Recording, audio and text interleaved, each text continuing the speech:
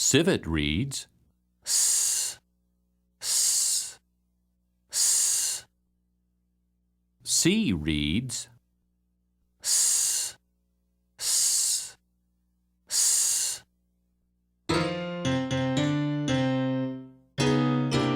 A civet circled a cedar tree just to see what he could see.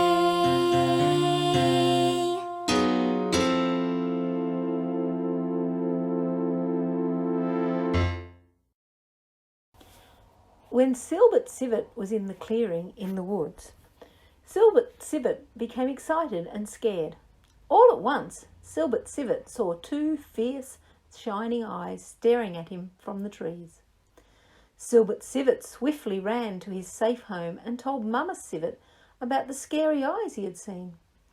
Mama Sivit told Silbert Sivit that the scary eyes were probably the eyes of some shy, friendly creature. Silbert Sivit and Mama Sivit walked around the trees in a circle as they searched for the creature with the scary eyes.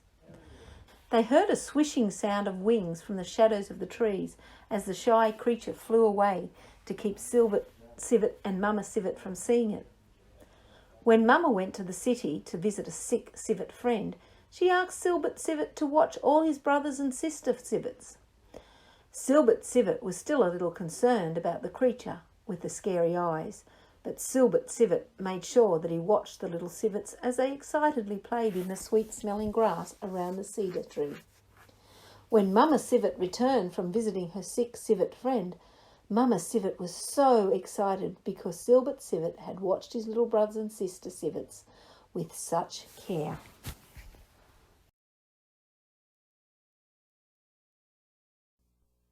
Jaguar reads J, J, J.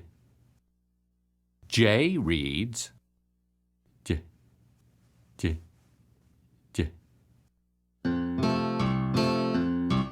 A jaguar jumped into a jeep. He jammed on the horn. Beep, beep, beep, beep, beep.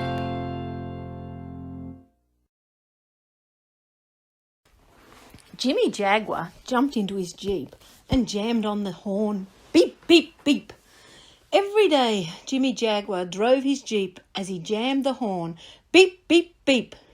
The chief of police explained to Jimmy Jaguar that he just couldn't keep jamming the jeep horn. Beep, beep, beep. The horn was only for an emergency. So, starting then, Jimmy Jaguar jumped into the jeep without jamming on the jeep horn. People noticed Jimmy Jaguar just quietly drove his jeep. Jimmy Jaguar no longer jammed on the horn in the jeep. As Jimmy Jaguar began a journey in his jeep, he saw something in the road. An emergency! A tree was in the road and Jimmy Jaguar knew the school bus was coming. How could Jimmy Jaguar warn them about the emergency? Jimmy Jaguar knew what to do. Jimmy Jaguar jammed on the horn. Beep, beep, beep. This is an emergency, thought Jimmy Jaguar as he sat in the jeep and jammed on the horn.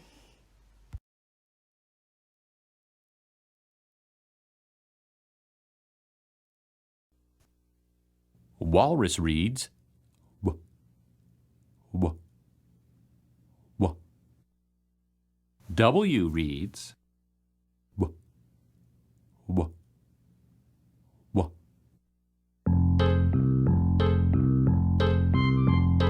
Wacky the walrus went walking one day. Along came the west wind and blew him away. Wacky Walrus was Wacklehauser Walrus. Wacklehauser Walrus was his real name. It's no wonder why his walrus friends called him Wacky Walrus, was it? Wacklehauser Walrus. Wow! Even when Wacky Walrus was grown and grew whiskers, he was still known as Wacky Walrus instead of Wacklehauser Walrus. Wacky Walrus was covered with wrinkled walrus skin. Wacky Walrus was very fat, so there was a lot of wrinkled walrus skin. Sometimes Wacky Walrus wished he were little. Then he wouldn't have to drag his whole body around so slowly. On a walk one windy day, Wacky Walrus changed places with a grasshopper. Wacky Walrus suddenly was a wee walrus looking at a great grasshopper. Wacky Walrus was not used to being so teeny-weeny. Even little pebbles were like whopper-sized mountains to wee Wacky Walrus. A swirling leaf hit Wacky Walrus on his head. Wow! That hurt! Then a wild west wind swished Wacky Walrus up and blew him away. Wacky Walrus saw that it wasn't easy to be small. The west wind swirled Wacky Walrus and then dropped him with a plop. All at once, Wacky Walrus was again the size a walrus should be. That is exactly the way Wacky Walrus wisely wanted to be, always.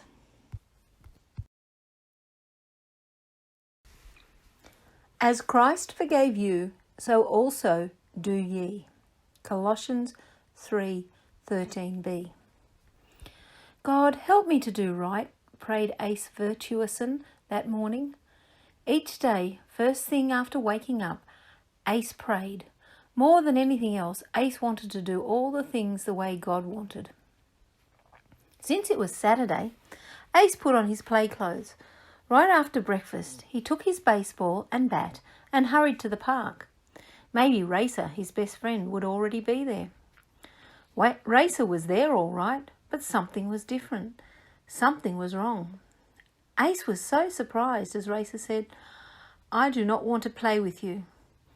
Ace's feelings were hurt, but he must not be unkind. Jesus would not be unkind. What should Ace do? Ace sat down on a park bench to think.